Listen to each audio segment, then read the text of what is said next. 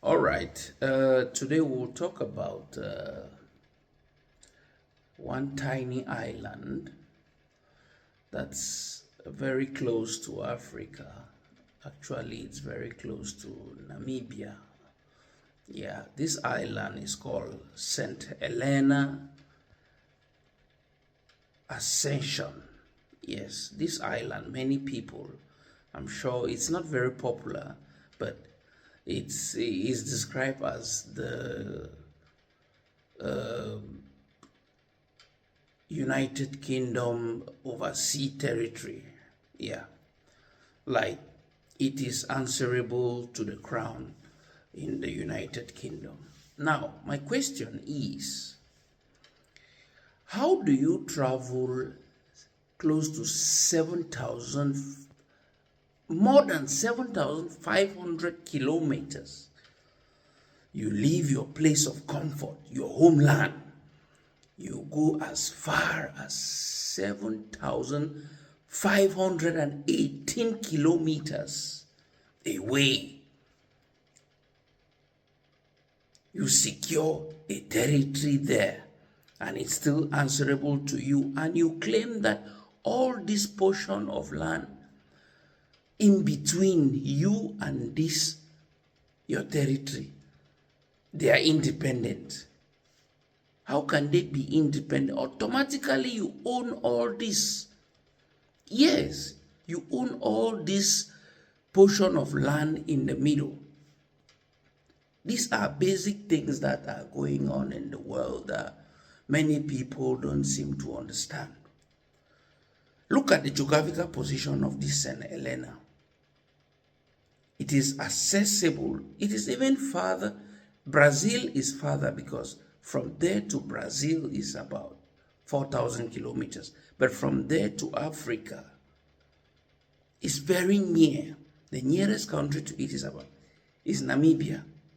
So when the British, they position themselves at this kind of place, how will they not manipulate everything that's happening in Africa? How would they not position themselves there to be poking their nose into things that doesn't really concern them? I will say this every now and then, from now till tomorrow, that if everybody stayed in their own homeland, the world would have been a better place today. If people would have not invaded other people's homeland and start imposing certain things like religion, shutting down the indigenous cultures, imposing their own culture for their own selfish interest, the world would have been a better place. Yes, the world would have been a better place. It is because people were not contented with what they have in their own country. They decided to move to other people's country for their own selfish interests.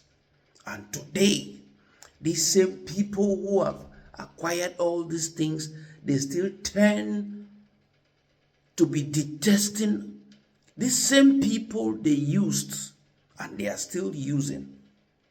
Back in the days, one of the first countries in Africa that actually had their independence, Liberia. Liberia was one of the first who had their independence in Africa, but look at them. Did they really have an independence? Did they really have an independence? The whole thing is just mind games, playing some kind of, I don't understand, but now I understand. As time goes on, I understand why they had to come in through that cape around South Africa. They gave it the name, the Cape of Good Hope, because they saw that Africa had a lot of things that gave them hope. Africa provided hope. Africa really provided hope to all of Europe. I see why King Leopold of Belgium ran and acquired the whole of Congo for himself. I see. Even the Portuguese who even discovered all these routes to get into Africa through their voyages, they did not even make as much as all these people who came with this kind of wild, this kind of unmatched, how can I even describe it? Huge appetite to acquire other people's territory.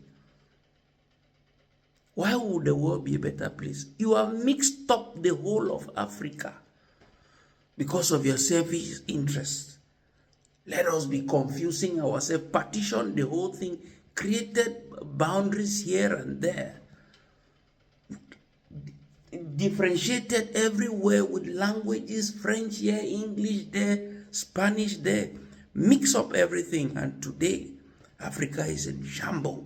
And today the same you are pushing people apart, giving them all named third country nationals, illegal migrants, irregular migrants, developing countries, all sorts of names have been given to these people from Africa. But if everybody stayed in their homeland, the world would have been a better place.